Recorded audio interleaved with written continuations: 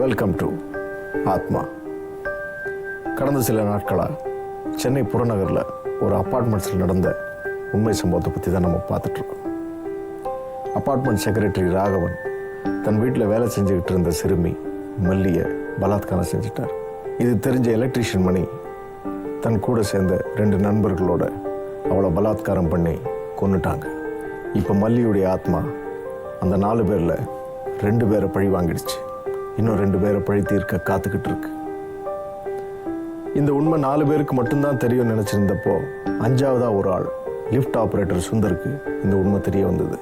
Lift operator Sundar மூலமாக மல்லி குடும்பத்துக்கு இந்த உண்மை தெரிஞ்சதும் ராகவனோட அடுத்த நடவடிக்கை என்னவா இருக்கும் பார்க்கலாம். எனக்கு வர்ற கோபத்துக்கு அவனுங்களா கோபால், நீ அவசரப்படாதப்பா. நீ எதுவும் பண்ண வேண்டாம். அவனுங்களுக்கான தண்டனைய அவனுங்களே அனுபவிப்பானுங்க. இதுல 2 பேரு தண்டனையை அனுபவிச்சுட்டானுங்க. மணியும் அவன் ஃப்ரெண்டும் ஆக்சிடென்ட்ல சாகல, மல்லி தான் பழி வாங்கியிருக்கா. பார்வதி, அவனுங்க நினைச்சிட்டு இருக்கானுங்க மல்லி ஆவியா வந்து பழி வாங்குறான்னு. மல்லி ஆவி இல்ல, சாமி. அவ சாமியோட குழந்தை. இந்த பாவத்தெல்லாம் பண்ணிட்டு ரொம்ப நல்ல மாதிரி பெரிய மனுஷ மாதிரி என்கிட்ட பணத்தை கொண்டு கொடுத்தானா? பாவி, அவன் நல்லாவே இருக்க மாட்டா. இருக்குமா, அவனுக்கும் தண்டனை இருக்கு. மல்லி கண்டிப்பா மீதி இருக்க 2 பேரையும் தண்டிப்பா. அது நீங்க கண்ணால பாக்கத்தான் போறீங்க. கோபால், நீ அன்னைக்கு சொன்ன மாதிரி நீ என்ன அண்ணனா நினைக்கிறதா இருந்தா என் வார்த்தைக்கு மரியாதை கொடுத்து அமைதியா இரு. மல்லி பாத்துக்குவா.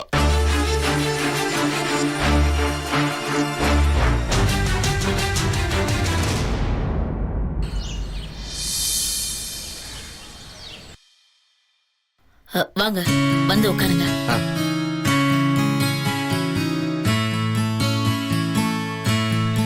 என்னாச்சு செக்யூரிட்டி? எதுக்காக திடீர்னு வேலையை விட்டு போயிட்டீங்க? இப்பெல்லாம் முன்ன மாதிரி கண்ணு முழிச்சு நைட்ல வேலை பார்க்க முடியலம்மா. வயசாகுது இல்ல, அதான் ஊருக்கே போயிடலான்னு இருக்கம்மா. உங்க பொண்ண ஊர்ல கல்யாணம் பண்ணி கொடுத்திருக்கிறதா சொன்னீங்கல்ல? ஆமாம்மா, அவ ஊருக்கே வந்துருங்கன்னு சொல்லியிருக்கா. ஊருக்கு போய் என்ன பண்ண போறீங்க? கடை ஏதாவது வச்சு பொழைச்சிக்கலான்னு இருக்கம்மா. அதான் ஐயாவை பார்த்து உதவி கேட்கலான்னு வந்தம்மா. கேளுங்க கேளுங்க, இத்தனை வருஷம் இங்க வேலை பார்த்திருக்கீங்கல்ல, கண்டிப்பா உங்களுக்கு செய்வாரு. இருங்க.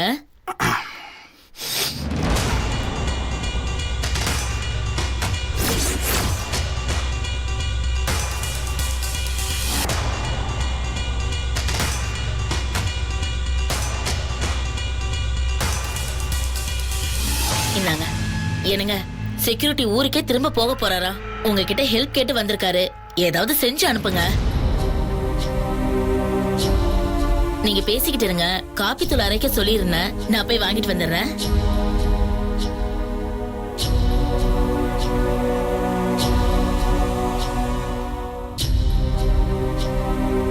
எதுக்கு இங்க வந்த? நாளைக்கு போன் பண்றேன், அப்புறம் இங்க வந்தா போதும்னு சொன்னல. வீட்டுக்கு வந்து பேசுற அளவுக்கு உனக்கு தைரியம் வந்துடுச்சா? நான் இன்னைக்கு நைட்டே ஊருக்கு கிளம்புறேன். பணத்துக்கு ஏற்பாடு பண்ணிட்டீங்களான்னு கேட்கலான்றதுக்காக தான் ஃபோன் பண்ணேன். உங்க ஃபோன் சுவிட்ச் ஆஃப்ல இருந்துச்சு, அதான் இங்க வர வேண்டியதாயிடுச்சு. நீ பண்ண வேலைக்கு சுவிட்ச் ஆஃப் பண்ணாம வேற என்ன பண்ண சொல்ற? நான் என்ன சொன்ன, நீ என்ன பண்ணிருக்க? சுந்தர் துடிச்சு செத்தற கண்ணால பார்த்தேன்னு போன் பண்ணி சொன்ன. நான் பொய்யெல்லாம் சொல்லல. நான் வண்டி அவன் மேல ஏத்துனதும் உண்மை, மூச்சு பேச்சு இல்லாம கிடந்ததும் உண்மை. அந்த பக்கமா வந்த யாரோ ஹாஸ்பிட்டல்ல சேர்த்திருக்காங்க. அதுக்கு நான் என்ன பண்ண முடியும்? என்ன பண்ண முடியும்னு ஈஸியா சொல்ற? உன்னோட முட்டாள்தனத்தினால எவ்வளவு பெரிய பிரச்சனை வரப்போகுதுன்னு தெரியுமாடா உனக்கு? அதெல்லாம் எனக்கு தெரியாது. எந்த பிரச்சனையா இருந்தாலும் நீங்க பாத்துக்குங்க. எனக்கு கொடுக்கறதா சொன்ன பணத்தை கொடுங்க. நான் நைட்டே ஊருக்கு கிளம்புறேன். பணமா? என்ன பணம்? நான் ஏற்கனவே உங்ககிட்ட கேட்டிருந்தேனே. நீதான் வேலையே முடிக்கலையே. அவனை உசுரோட எல்லாம் விட்டு வந்திருக்க. என்னால இனிமே அவனை எதுவுமே பண்ண முடியாது. எனக்கு எக்ஸ்ட்ரா பணம் எல்லாம் வேணாம். நான் கேட்ட பணத்தை மட்டும் கொடுங்க, நான் கிளம்புறேன். நீ அவ்வளவு பெரிய புத்திசாலியா? நீ வந்து கேட்ட உடனே நான் உனக்கு தூக்கி கொடுத்துடணும். நீ நோவாம வாங்கிக்கிட்டு நைட்டோட நைட்டா ஊருக்கு போயிடுவேன். ஆமா, நீங்க என்ன எனக்கு சும்மாவா பணம் கொடுக்குறீங்க? நீங்க செஞ்ச தப்ப மறைக்க தான் பணம் கொடுக்குறீங்க. என்னடா நீங்க தப்பு பண்ணீங்க திருப்பி திருப்பி சொல்லிட்டே இருக்க. உனக்கு இதுக்கு சம்பந்தமே கிடையாதா? நான் தப்பு பண்ணுவேன், ஆனா அதுக்கான எந்த ஆதாரமும் இருக்காது. அப்படியே ஆதாரம் இருந்தாலும் அதை வேரோட பிடுங்கி எடுத்துருவேன்.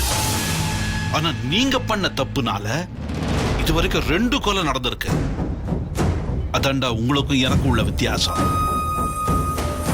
ஒரு வேலையை ஒழுங்கா செய்ய துப்பில்ல, நீலாம் என் முன்னாடி நின்று தைரியமா பேசுற. இப்ப பணம் கொடுக்க முடியுமா முடியாதா? நான் உனக்கு எதுக்கு பணம் தரணும்? இந்நேரம் சுந்தர் எல்லா விஷயத்தையும் சொல்லியிருப்பான். உனக்கு பணம் கொடுக்கறதுனால எனக்கு எந்த யூஸும் இல்லை. ஒத்த பைசா கிடையாது. மரியாதை எங்கேயாவது போயிடு. என் முன்னாடி நிக்காதடா, வெளியே போடா. என்ன ரொம்ப சாதாரணமா நினைச்சிட்டீங்கல்ல? உங்ககிட்ட இருந்து பணத்தை எப்படி வாங்குறதுன்னு எனக்கு தெரியும். நான் யாருன்னு காட்டுறேன்.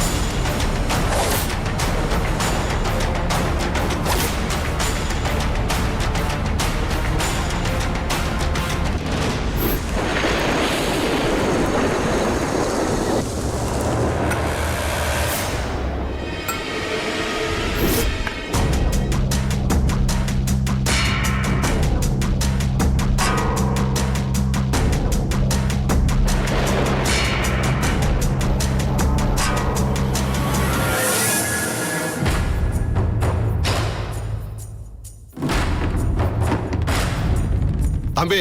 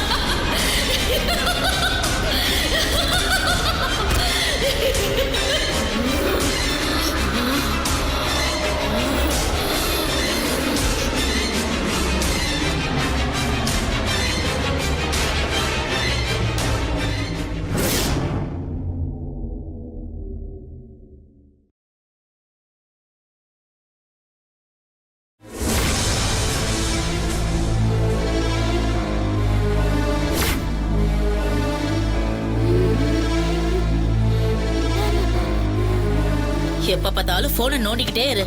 பார்வதி வரலன்னு தெரியும்ல. வீட்டுல சின்ன சின்ன ஒத்தாசை கூட பண்ணலைனா நான் ஒருத்தியே என்ன பண்ணுவேன்? இப்ப எதுக்கு புலம்பிட்டு இருக்க? என்ன வேலைன்னு சொல்லு, நான் செய்யறேன். பார்வதிக்கு போன் பண்ணி எப்ப வேலைக்கு வருவாங்கன்னு கேளு. அவ்வளவுதானே பண்றேன்.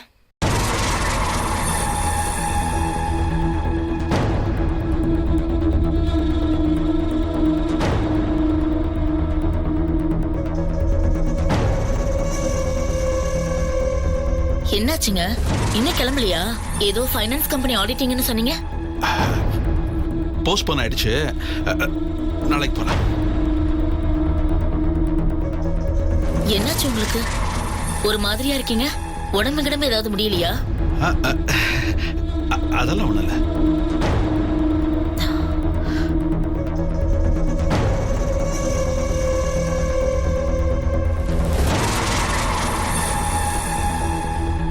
பார்வதி அக்கா போன் எடுக்கலாமா? மறுபடியும் ட்ரை பண்ணு. ஓகே.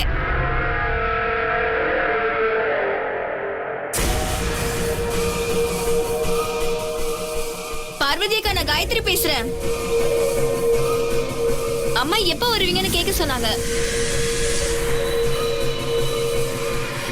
பார்வதி அக்கா, ஹலோ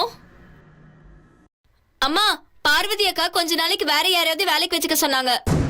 சரி சரி, போனை வச்சிரு. நான் அவகிட்ட நேர்ல பேசிக்கிறேன். சரிக்கா. அம்மா உங்ககிட்ட நேர்ல வந்து பேசுறாங்களாம். பாய்க்கா.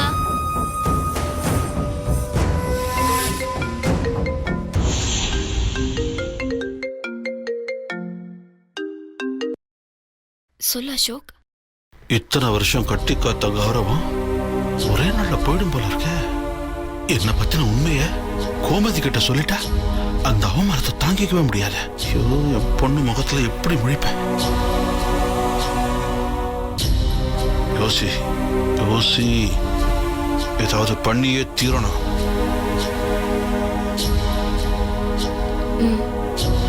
பாய் பாய்.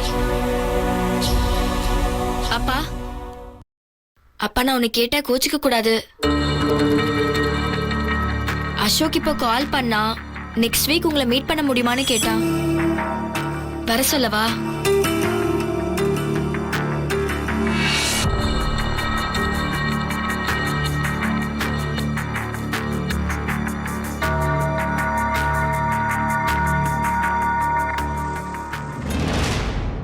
மல்லியை பலாத்காரம் செஞ்சது, மல்லியோட மரணத்துக்கு காரணமாக இருந்தது ராகவன் தான்னு மல்லியோட குடும்பத்துக்கு மெல்ல மெல்ல தெரிஞ்சது.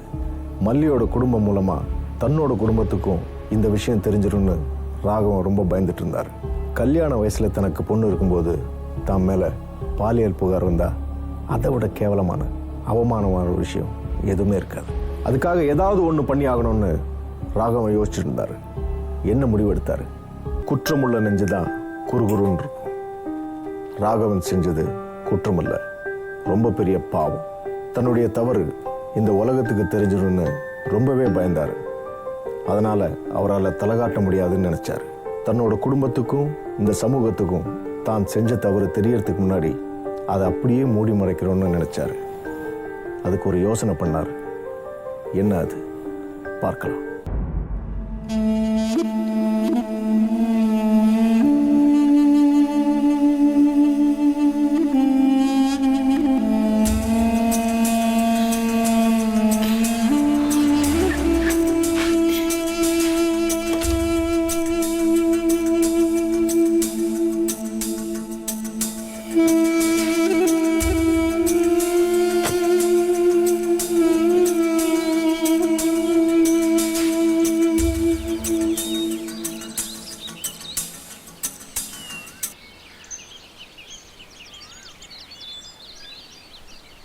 பார்வதி,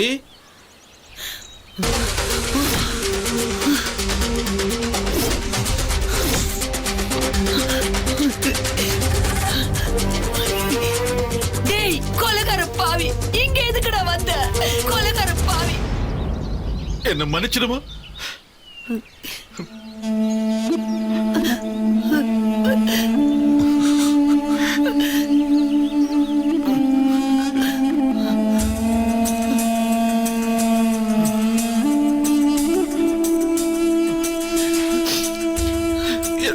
மன்னிச்சிடு பார்வதி, நான் செஞ்சது தப்புதான்.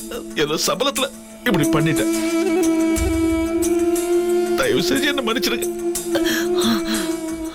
சத்தியமா சொல்றேன், மல்லியோட சாவுக்கு நான் காரணம் இல்ல. அந்த படுபாவிங்க ஒன்னா சேர்ந்து இப்படி பண்ணிட்டாங்க. எனக்கு அந்த விஷயம் இப்பதான் தெரிய வந்துச்சு. நான் அவங்களை ஏதாவது பண்ணணும்னு நினைச்சேன். அதுக்குள்ள மல்லிய அவங்கள தண்டிச்சுட்டா. பெரிய மனுஷனடா நீ. முதலிக்கிறது போயிடுறோம். எங்களுக்கு எல்லாமே தெரியும்டா. நான் பண்ணது தப்புதான். நீங்க என்ன மன்னிச்சிட்டீங்கன்னா மல்லி என்ன மன்னிச்சிட்டான்னு நினைச்சுக்குவேன். என்ன மன்னிச்சிட்டேன்னு ஒரு வார்த்தை சொல்லுங்க. ஏய், மன்னிக்கிறதா? உன்னையா? ஒரு பொம்பளை புள்ளைய பெத்தி வச்சிருக்கிற உனக்கு எப்படியா இப்படி பண்ண மனசு வந்துச்சு? சொல்லியா? கொஞ்சம் கொஞ்சமா என் பொண்ணு வாழ்க்கையை சீரழிச்சு தினம் தினம் கொண்டிருக்கீங்களா பாவிகளா? இவன் குடிகார பொண்டாட்டி வீட்டு வேலை செய்யறவ, இவங்க நம்மள என்ன பண்ணிடுவாங்கங்கிற திமிரில தான்டா இப்படி பண்ணிருக்கீங்க. உனக்கு கொழுப்பெடுத்தா உங்க வீட்டு பொம்மனாடி கிட்ட காட்ட வேண்டியதாடா. அதை விட்டுட்டு பேச முடியாது, வாய் பேச முடியாது. பொண்ணு தயவு பண்ணி நீங்க ரெண்டு பேரும் சேர்ந்து மன்னிச்சிருங்க. பார், இப்ப கூட இதே இடத்துல உன்னை கண்ட துண்டமா என்னால வெட்டி போட முடியும்டா. ஆனா நான் அப்படி செய்ய மாட்டேன். போலீஸ் கிட்டயும் போய் சொல்ல மாட்டேன். உங்களை மாதிரி பணக்காரனுக்கு ஈஸியா வெளியே வந்துருக்கணும். என் பொண்ணு இப்ப தெய்வமா நிக்கிறாடா. உனக்கு மன்னிப்பே கிடையாது. அவங்க 3 பேருக்கும் என்ன தண்டனை கிடைச்சதோ அதே தண்டனை உனக்கு கிடைக்கும். மல்லி எப்ப என்ன பண்ணுவாளோங்கிற உயிர் பயத்துல நீ கொஞ்சம் கொஞ்சமா சாகணும்டா. இப்ப கூட நீ மனசு திருந்தி மன்னிப்பு கேட்க வரலடா. செஞ்ச தப்புக்கு மன்னிப்பு கேட்டுட்டா மல்லி உன்னை எதுவும் செய்ய மாட்டாங்கிற நடப்புல தான்டா நீ இங்க வந்திருக்க. ரொம்ப படிச்சவன்ல உனக்கு அதான் இந்த கிரிமினல் புத்தி. தயவு செஞ்சு நான் சொல்றது. டேய், உன்னை இவ்வளவு நேரம் இங்க நிக்க வச்சு பேசினதே தப்புடா. என் புருஷன் உன்னை ஏதாவது பண்றதுக்குள்ள மரியாதை இந்த இடத்த விட்டு போயிடுறான். அதான் இவ சொல்றான்ல, அப்புறம் எதுக்கு இங்க நின்னுகிட்டு இருக்க? போடாங்கிறது.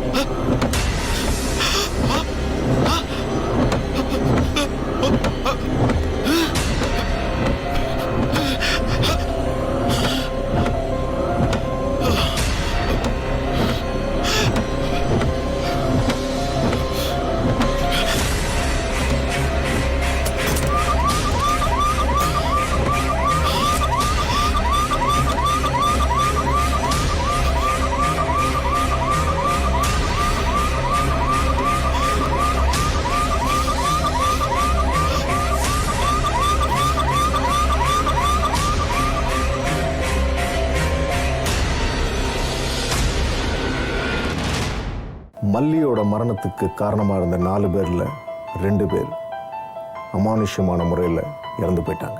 ஆனால் ராகவனுக்கு எந்த ஒரு அமானுஷ்ய நிகழ்வும் ஏற்படலை. அதனால் கொஞ்சம் நிம்மதியாக இருந்தார். இப்போது மெல்ல மெல்ல அந்த அமானுஷ்யங்கள் தொடங்க ஆரம்பிச்சிருச்சு. இது மல்லி ஆத்மாவுடைய வேலைதான்னு ராகவனுக்கும் தெரியும். அந்த ஆத்மாவை கட்டுப்படுத்த, பலி வாங்காமல் தடுக்க ராகவன் என்ன நடவடிக்கை எடுக்க போகிறார்? மல்லியோட அப்பா அம்மா கிட்ட தான் செஞ்ச தவறுகளை உணர்ந்து அவங்க காலில் விழுந்து மன்னிப்பு கேட்டார் ராகவன். ஆனால் மல்லியோடைய அப்பாவும் அம்மாவும் அவனை மன்னிக்கிறதா தெரியல. எப்படியாவது மல்லியோட குடும்பத்தால் தன்னோட மனைவிக்கும் மகளுக்கும் தான் செஞ்ச தவறு தெரிய வரும்னு ரொம்பவே பயந்துகிட்டு இருந்தார் ராகவன். மல்லியோடைய அப்பா அம்மா ராகவன் செஞ்ச தவறை அவன் குடும்பத்துக்கு சொல்லிடுவாங்களா? இல்லை மல்லியுடைய ஆத்மாவே ராகவனை தண்டிக்கட்டும்னு அப்படியே விட்டுருவாங்களா? பார்க்கலாம்.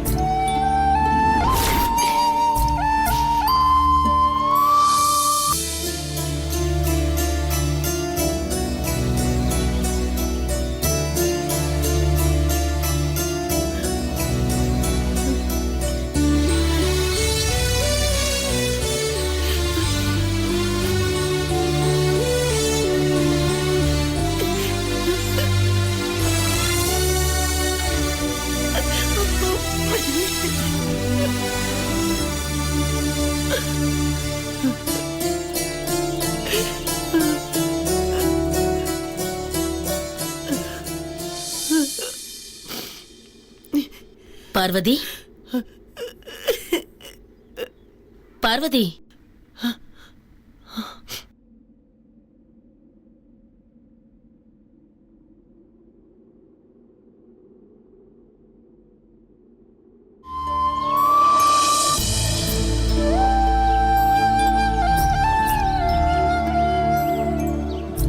மல்லியை நீ மறக்கிறது கஷ்டம்தான், எனக்கு புரியுது.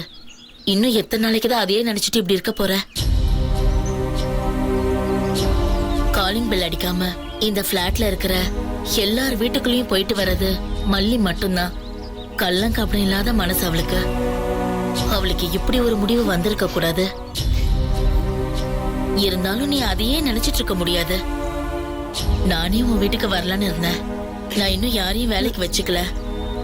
நீ இன்னும் 1 வாரமோ 10 நாளோ லீவ் எடுத்துக்கோ, அப்புறமா வா.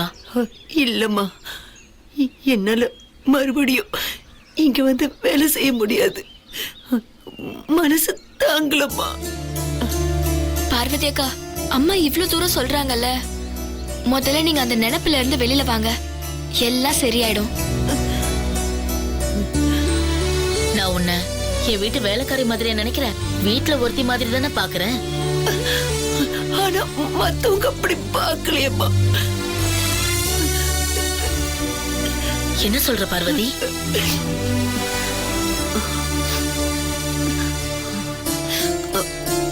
இல்ல, நான் வேலைக்கு வரலம்மா, என்ன மன்னிச்சிடுங்க. அக்கா, இரு பார்வதி, நீ ரொம்ப குழம்பி போயிருக்க. ராணிப்பேட்டையில ஒரு கல்யாணத்துக்கு போயிட்டு இருக்கோம். 2 நாள்ல திரும்பி வந்துருவோம். வந்து பேசிக்கலாம். நீ தைரியமா இரு.